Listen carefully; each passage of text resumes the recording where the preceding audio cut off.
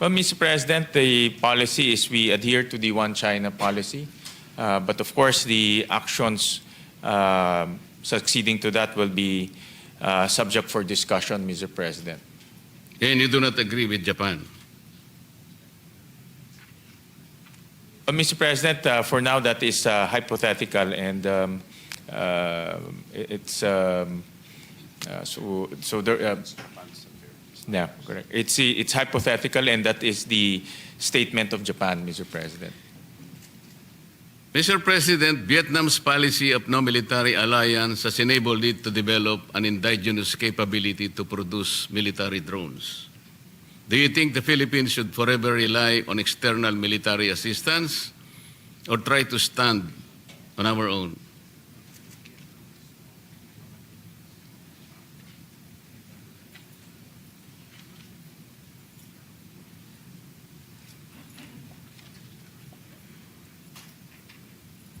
Well, that's the direction, Mr. President, to be self-reliant on our military needs, Mr. President, and hopefully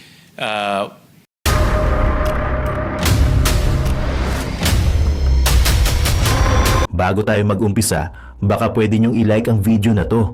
Malaking bagay ang like sa aming mga content creators. Maraming salamat po.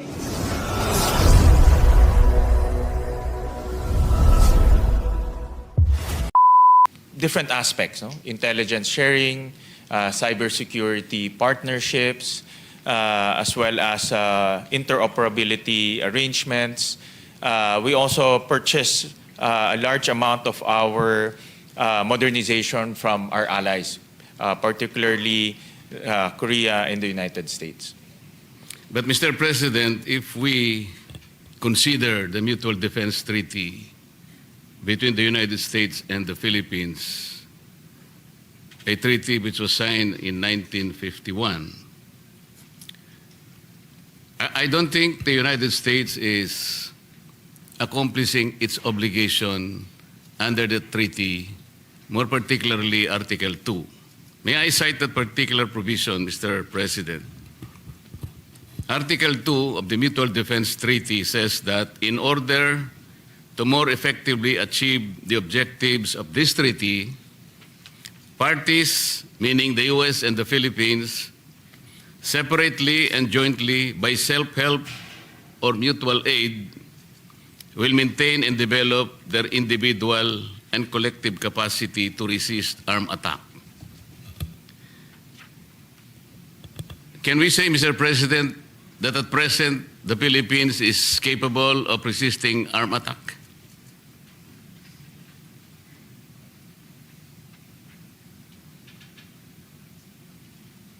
The answer from the Department of National Defense is depends on the degree of the armed attack, Mr. President. And that's why we have interoperability exercises with our allies, Mr. President, so that we can be prepared for any eventuality, including disaster preparedness, Mr. President, which is, I think, a much more critical preparedness activity that we need to endeavor. The treaty, Mr. President, did not distinguish the nature and kind of armed attack. It just said both parties should be capacitated to repel armed attack.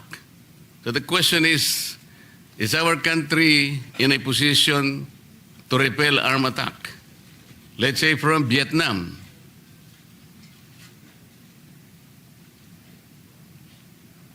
Well, it really depends, Mr. President, on the degree of the armed attack, Mr. President. So You should consider the strength of the Vietnamese army. Can we just... we cannot imagine how much force or what is the extent of armed attack.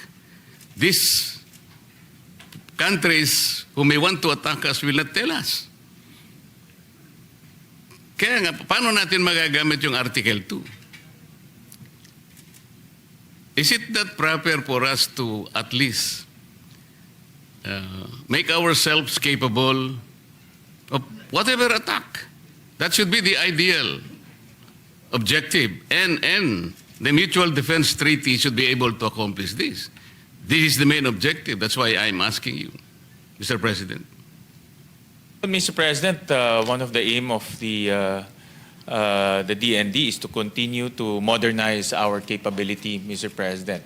That's why we have allocated 60 billion pesos in the budget to continuously support the modernization of our armed forces, Mr. President. But that is not answering the question, Mr. President. I'm asking whether our country is in a position to repel armed attack. This is the objective of the Mutual Defense Treaty. If we continuously hide upon the argument that we are perennially being assisted by the United States, Japan, and Australia, we're compromising our sovereignty and strategic autonomy, Mr. President. So ba't meron pa po tayong Mutual Defense Treaty? We cannot even answer the simple question. Mr. President,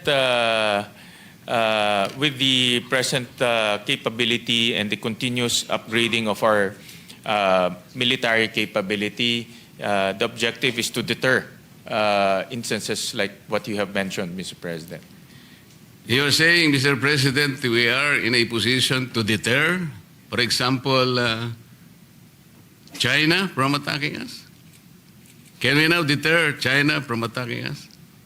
Yes, Mr. President, the Secretary answered in the affirmative. So what are the deterrents? Or what is the deterrence, Mr. President?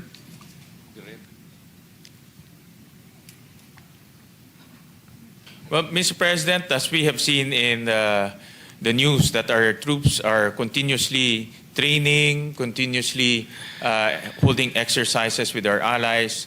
So with the capability of our troops and also with the partnership with our allies, Mr. President, these are the components that can bolster our deterrence, Mr. President.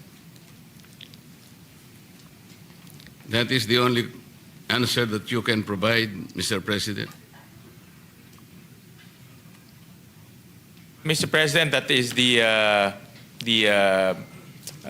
objective of the Department of National Defense, Mr. President. But, Mr. President, I'm asking in relation to the Mutual Defense Treaty. This is a very important treaty. It is, I think, 74 years old. If we maximize that treaty, hindi naman po siguro tatagal. After 74 years, hindi pa po natin masabi na kung ano ang ating napala dito sa Mutual Defense Treaty. Mas matanda pa po sa akin ang treaty ito, Mr. President. Well, Mr. President, from my observation, yung interoperability, yung balikatan exercises is a clear evidence that we are operationalizing the treaty. Yung treaty ho, papel lang ho yan eh. Kung hindi ho nating ilalagay yan sa action through the balikatan exercises, through modernizing our capability, to coming up with our own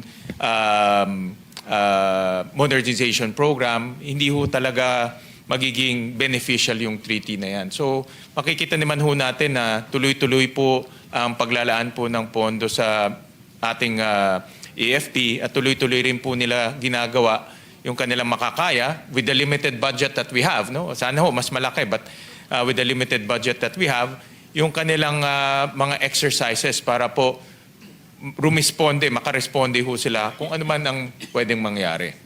Eh sabi po nyo kanina, Mr. President, wala naman po tayong na-outsource sa ating mga partners. It is inconsistent, Mr. President. Tinatanong ko po kanina, gaano po sa ating budget ang ma-assume natin na suporta mula sa tatlong mga kaibigan natin? Ang sabi po ninyo, wala. Yeah. May nabanggit ko ho kanina, like for example, intelligence sharing, nabanggit ko rin, nasabi ko rin ho kanina yung cybersecurity capabilities and cybersecurity capacitation. Yun po yung mga ilan sa mga ina-outsource ho natin at partnership. Hindi lang ho outsourcing, but in my view, these are partnerships. Ang mundo ho naman ay interconnected na ho ngayon at hindi ho natin pwedeng sabihin na tayo lang ang gagawa. So we have partnerships with our allies, Mr. President. But a more detailed discussion should be limited to a executive session, and the Secretary is more than willing to brief His Honor on the details of those outsourcing and partnership, Mr. President. Marami ho dito may national security concern, pero open naman po ang ating Secretary na pag-usapan yan through an executive session. What clear red lines and conditions has the Philippines communicated to the US, Japan, or Australia regarding the use of EDCA sites, yung joint patrols po natin and exercises, so that our territory is not used for offensive operations unrelated to Philippine defense and security? Yeah. Well, under the Constitution ho, hindi ho pwede silang magtayo ng base militar ho dito. So itong mga EDCA sites ay ginagamit ho to for joint exercises as well as disaster preparedness.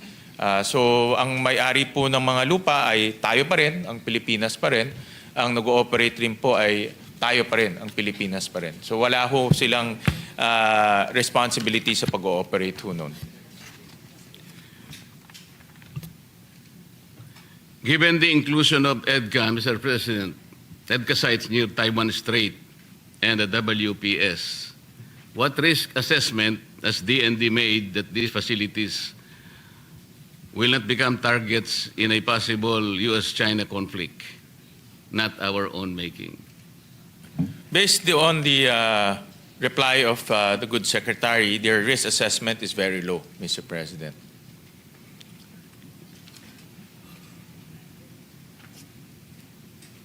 With the reciprocal access agreement with Japan, enhanced defense cooperation with Australia, what types of operations are explicitly ruled out on Philippine soil or in waters?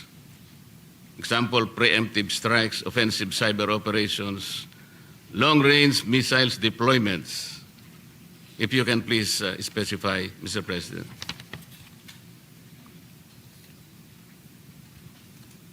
Ang limitation po ay offensive operation, and anything that will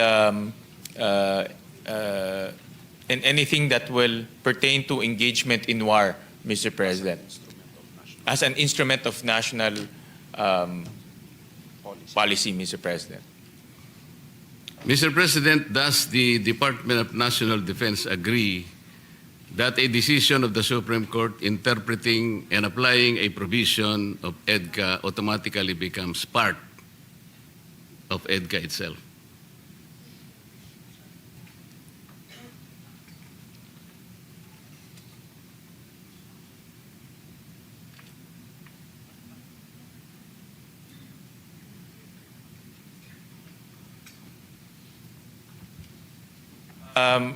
Mr. President, the reply of the Secretary, it's the dispositive portion reflects that, Mr. President. It automatically becomes part of. Well, the question requires an answer either yes or no, Mr. President. What is the dispositive portion, Mr. President?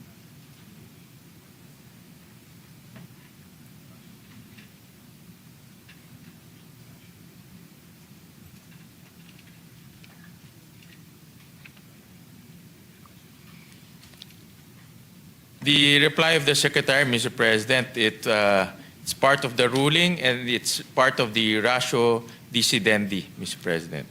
Yes, of course. The decision of the Supreme Court always form part of our legal system, Mr. President.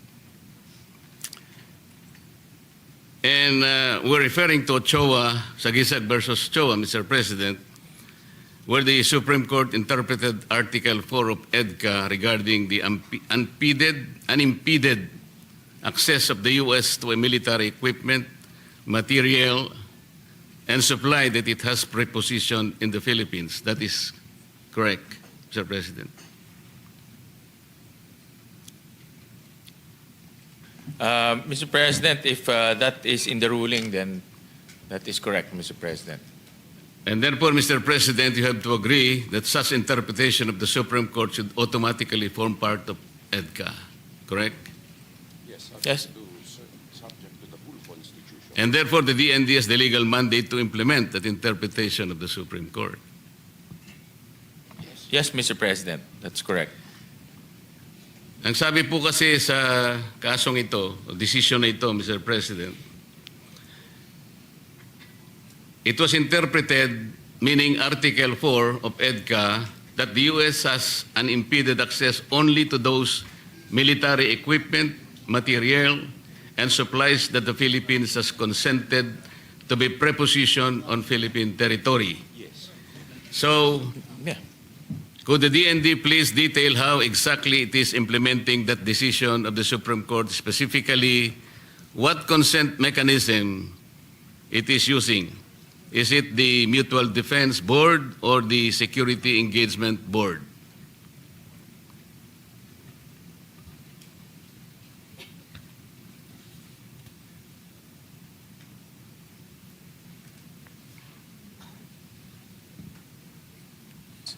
Well, Mr. President, all channels are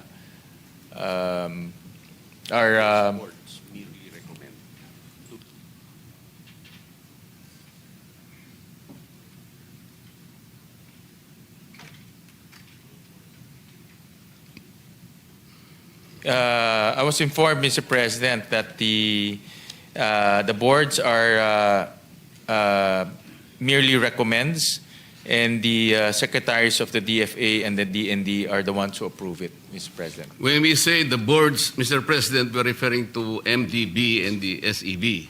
Yes, Mr. President, correct. How many come from the Philippine side, Mr. President? And what is the voting requirement?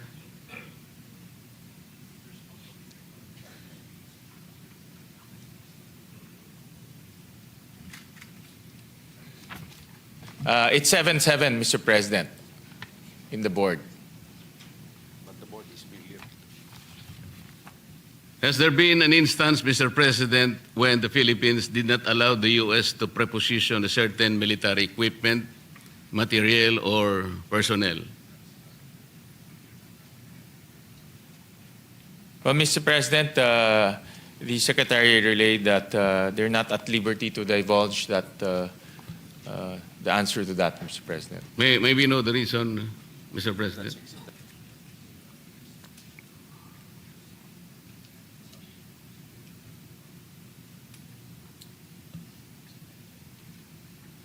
Well, Mr. President,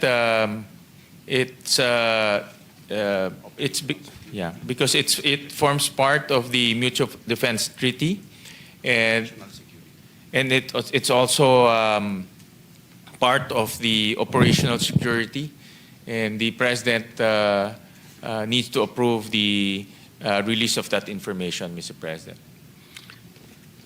Mr. President, the armed forces of the Philippines mentioned that certain U.S. missiles should be prepositioned in the Philippines. Are these nuclear-capable missiles, Mr. President?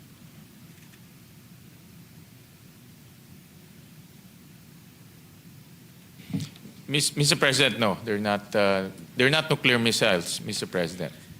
Mr. President, the 2006 U.S.-Bulgaria Defense Cooperation Agreement, the 2009 U.S.-Poland Status of Forces Agreement, and the 2014 U.S.-Australian Force Posture Agreement all explicitly require the United States forces to notify and obtain the exclusive consent of the host government regarding the type of defense equipment, supplies, or material to be propositioned. The U.S.-Australia agreement even provides for a snapback by the Australian Parliament. The Philippines, or the Philippine EDCA, does not have such consent provision. Why is the Department of National Defense not insisting on that insertion of such sovereign provision, Mr. President? Well, Mr. President, that provision, the reply of the Secretary, the provision is not necessary Because Why? the guiding document will be the Constitution, Mr. President. But Mr. President, would not such sovereign provision ensure the independence of our foreign and security policies? Aside, of course, from the Constitution. Well, Mr. President, any action in relation to the EDCA sites, the Philippine side will have the final say, Mr. President. Mr. President, the Chief of Staff of the Armed Forces recently said that all the investigations into and protest against the government corruption are causing destabilization and benefiting China. Do you agree that the work of the Senate Blue Ribbon Committee is destabilizing the Philippine government? Well, personally, Mr. President, that's part of our mandate under the Constitution. Yes. And the investigation is in aid of legislation, Mr. President. Kaya nga po, kaya hindi tayo nagdi-destabilize kahit na po tayo ay gumagawa ng pagdinig laban sa corruption na nangyayari sa ating bansa, lalong-lalo na po itong karumal-dumal na flood control projects na nakita po natin kung ano ang... Mr. President, well, thank you, Mr. President, for asking that question. It gives the Chief of Staff the opportunity to clarify and also to straighten the answers, Mr. President. He never said that the investigation would lead to destabilization or any instability in our political system. What he mentioned is withdrawal of the support of the AFP will lead to destabilization. So, and that's very clear, Mr. President, the difference between the responsibilities of the legislature in aid of legislation and also the withdrawal of the support of the military, Mr. President. Do you agree in the Philippines' one China policy? Do you agree with Japan that any forcible unification of China and Taiwan is a threat to Philippine security?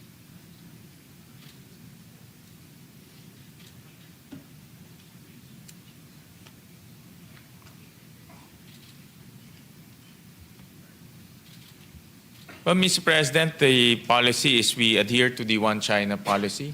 But of course, the actions succeeding to that will be subject for discussion, Mr. President.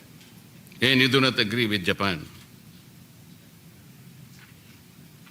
Mr. President, for now that is hypothetical and it's so there. Yeah, correct. It's hypothetical and that is the statement of Japan, Mr. President. Mr. President, Vietnam's policy of no military alliance has enabled it to develop an indigenous capability to produce military drones. Do you think the Philippines should forever rely on external military assistance or try to stand on our own?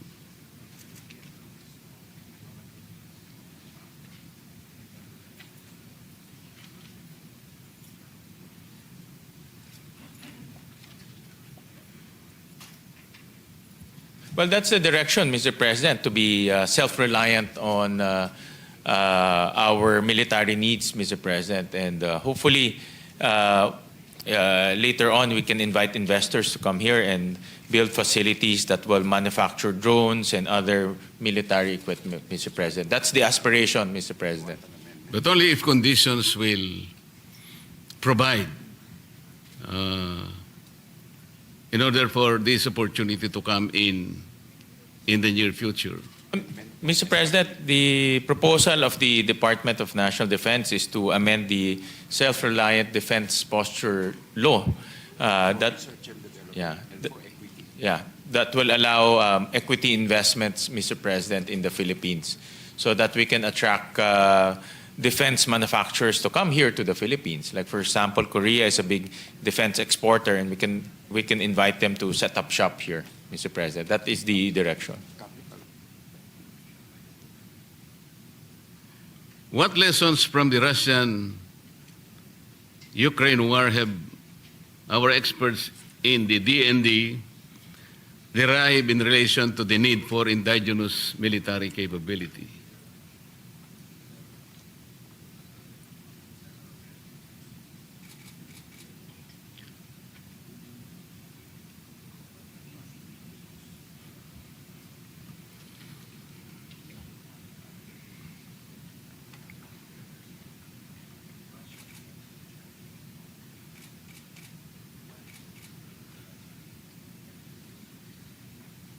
Well, Mr. President, there are many lessons that the department derived from that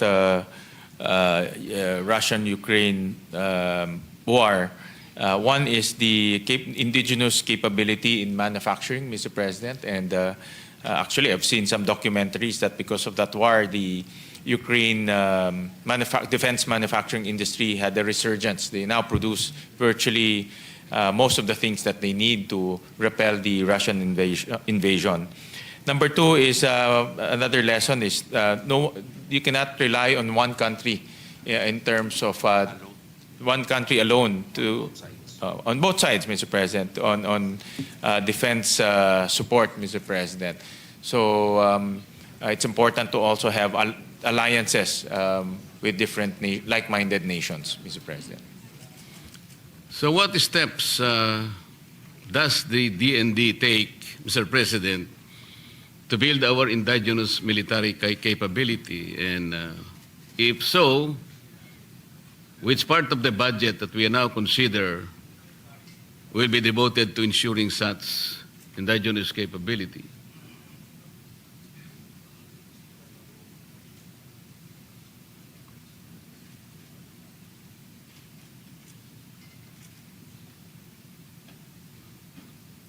Well, Mr. President,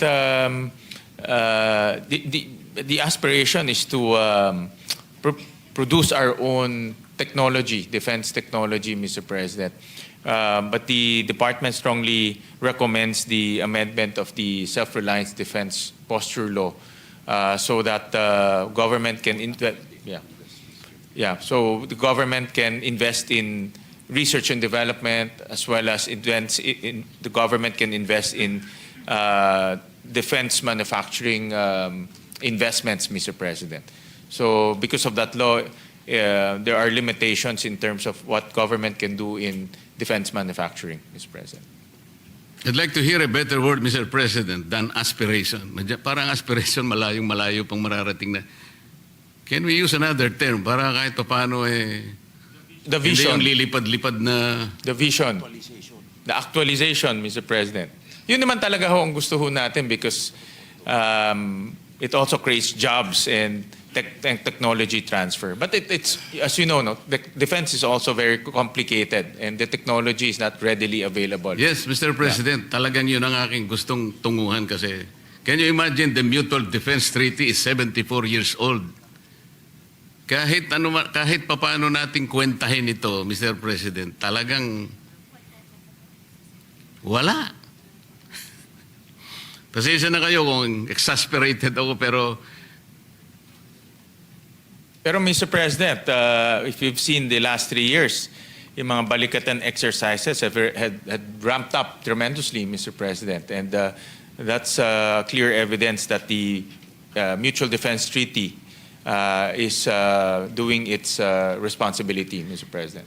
Yes, but they fell short in being able to satisfy our requirement that our country is now in a clear position of being able to repel armed attack. Ayoko nang bumalik doon. Yung kasi lang ang punto ron Mr. President. Well, Mr. President, last comment, actually under the leadership of Secretary Teodoro, doon po talaga nag-umpisa itong ramping up ng mga alliances with our like-minded partners, Mr. President. And with that, doon rin nag-umpisa yung investments rin ho natin sa modernization. Kaya this year, Mr. President, pinakamalaking modernization fund ang ilalagay po ng Senado para po makahabol ho tayo sa mga pangangailangan ho natin. Yun po yung gusto ko sabihin, Mr. President. Nakabawi-bawi tayo ng konti dahil nandyan ang aking kaibigan, Secretary Teodoro. Kung wala pa siya dyan, paano na? Kasi hindi natin masasabi kung mananatili siya diyan. Pwede siyang Yung palang punto nyo, Mr. President. Nakuha ko na ho. kaya nga eh. Would you say that militarization rather than diplomacy is the main mode of dispute settlement of China? No, Mr. President. Absolutely not, Mr. President. Okay. So, ang main tool po natin is diplomacy insofar as the Philippines is concerned. Yes, Mr. President. But it's at the same time, Mr. President, it's to our best and core interest to continuously modernizing our capability, Mr. President. Yung po mga diplomatic efforts natin, ano-ano po yun? Sana hindi lang po mga diplomatic protest tsaka yung tinatawag nilang megaphone diplomacy. Are there actual negotiations and are there budgets devoted for these actual negotiations para yung diplomacy makita natin po talagang nag-ooperate? Mr. President, under the budgets of the Department of Foreign Affairs, Mr. President, merong mga amounts there to continuously engage our partners as well as other countries in diplomacy, Mr. President. Mr. President, is it correct to say that the Department of National Defense is asking the people for billions of pesos to defend the West Philippine Sea, or WPS? Well, Mr. President, it's not only limited to the West Philippine Sea, Mr. President. Ama naming Diyos na makapangyarihan sa lahat, salamat po sa iyong pagmamahal na hindi nagmamaliw.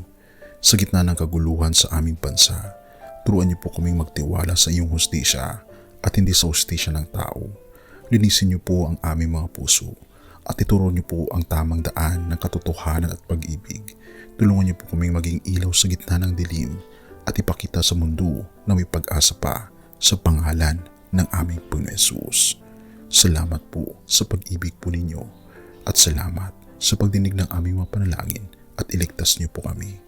Sa pangalawa po niyong pagparito at patawarin po kami sa lahat ng aming mga pagkukulang at pagkakasala sapagkat ito po ang aming samutiling sa matamis na pangalan ng aming Panginoon Hesus. Amen. Sa lumang silid, mag-isa kang tahimik. Walang kamera, palakpak ay wala na. Ngunit sa bawat pader ng bayang iniwan mo, may pangalan mong di na mabubura.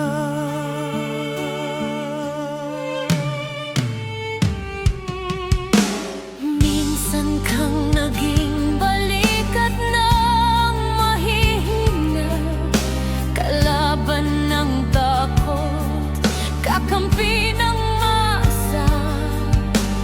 Di mo man laging nasabi ang tama, pinili mong ipaglaban ang madla.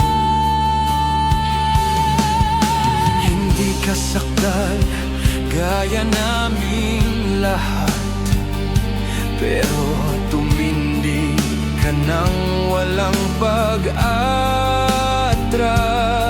At ngayong pagod ka na, tatay, kami naman ang sasalo ng bawat bigat.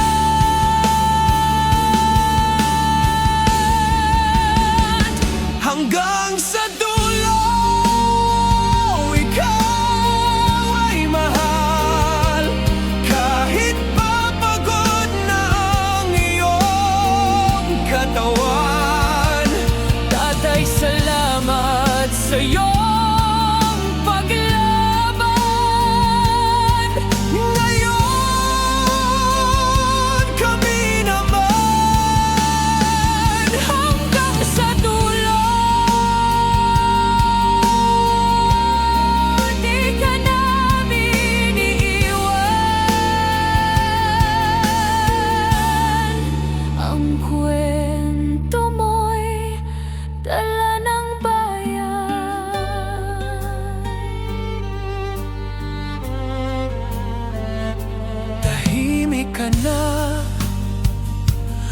Sa mga batikos, wala nang tugon, wala nang galit, pero sa mata ng mga maralita, naroon pa rin ang tapat mong alaala.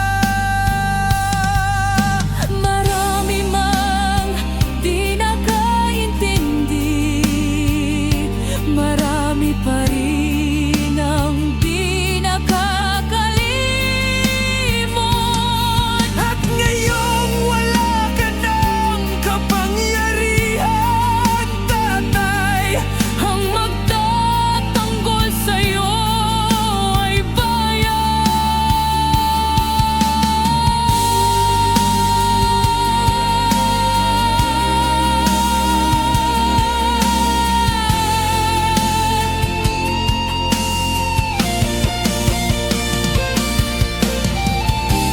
hindi ka nag-iisa, kahit ngayon.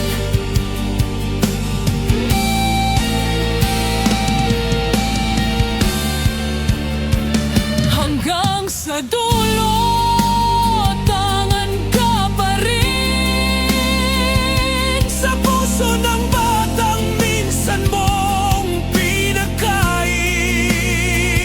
Hanggang sa dulo, di ka nag-iisa. Ang dasal ng bayan ay sa'yo pa rin. Katay kami naman ang lalaban sa ngalan mo, sa alaala mo. Hanggang sa dulo,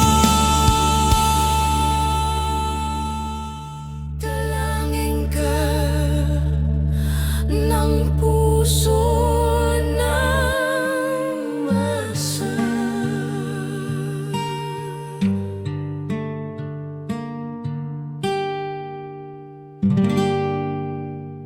At yun na nga mga kababayan, ano na ang masasabi mo? Kung mayroon kayong hinaing at komento patungkol sa balitang ito, please comment down below. Pag-uusapan natin yan sa comment section.